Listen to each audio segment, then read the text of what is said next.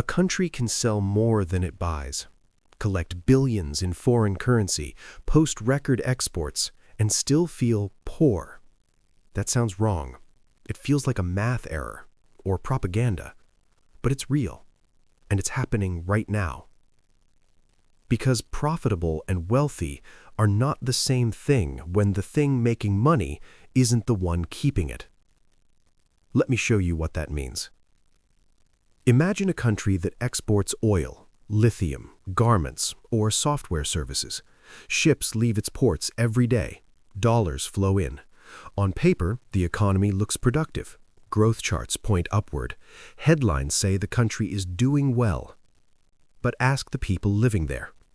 Wages are low. Public services are strained. Debt keeps rising. The currency keeps weakening.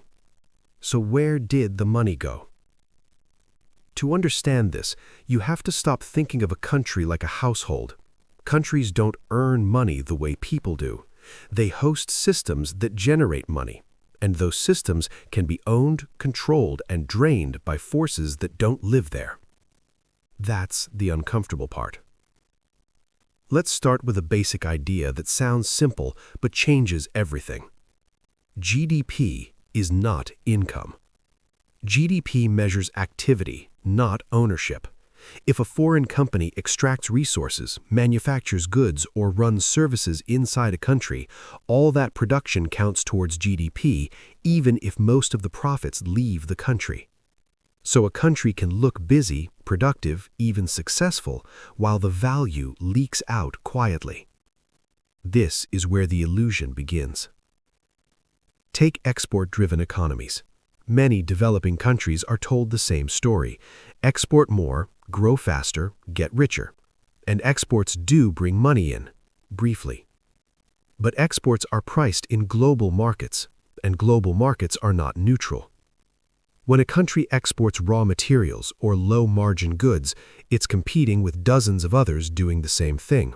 Prices stay low. Bargaining power is weak. Meanwhile, the buyers, often large multinational firms, control branding, distribution, pricing, and financing.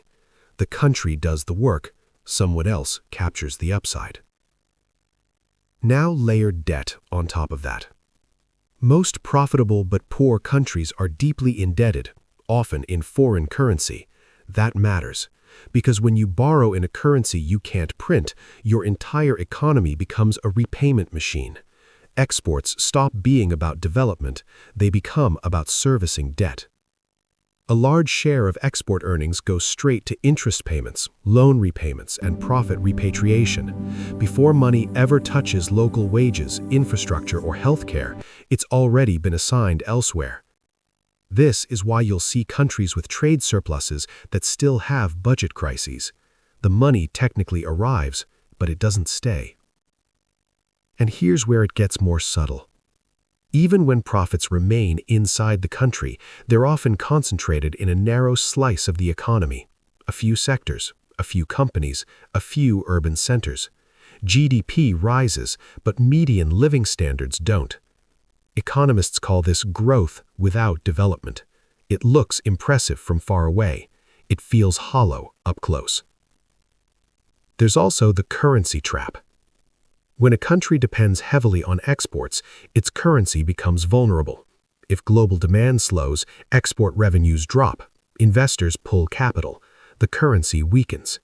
A weaker currency makes exports cheaper, which sounds good, but it also makes imports more expensive. Fuel, food, technology, medicine. So the country has to export more just to afford the same things. It runs faster to stay in place. This is how a nation becomes competitive and exhausted at the same time. Now let's talk about ownership, the most ignored word in economic discussions. Who owns the factories? Who owns the mines? Who owns the data centers? Who owns the debt?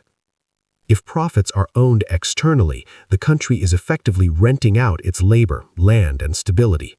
The returns go elsewhere. The risks stay local. When things go well, profits leave. When things go badly, the country absorbs the shock. That's not a coincidence. That's design. And it's reinforced by global rules that sound neutral but aren't. Trade agreements protect investors more aggressively than workers. Capital can move instantly. People cannot. Corporations can arbitrage taxes. Governments cannot. So countries compete by offering lower wages, looser regulations, and tax incentives, all to attract capital that may leave the moment conditions change. It's like building your economy on guests that don't unpack their bags. This is why some countries grow for decades and still struggle to build strong public systems, schools underfunded, hospitals stretched, infrastructure aging. The money exists, it's just not available. And here's the irony. These countries are often praised as success stories. They're held up as examples of integration into the global economy. Their export numbers are celebrated. Their stock markets might even perform well.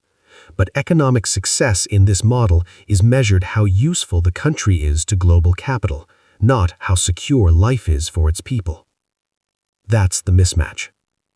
Being profitable in the global system means generating returns for someone. Being wealthy means retaining enough of that value to shape your own future. Those two things are not aligned by default. Now zoom out. This isn't just a developing world problem.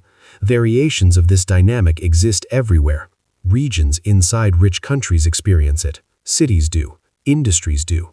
Wherever ownership, pricing power, and debt are misaligned, you get activity without security, growth without control, productivity without prosperity. And that raises a harder question.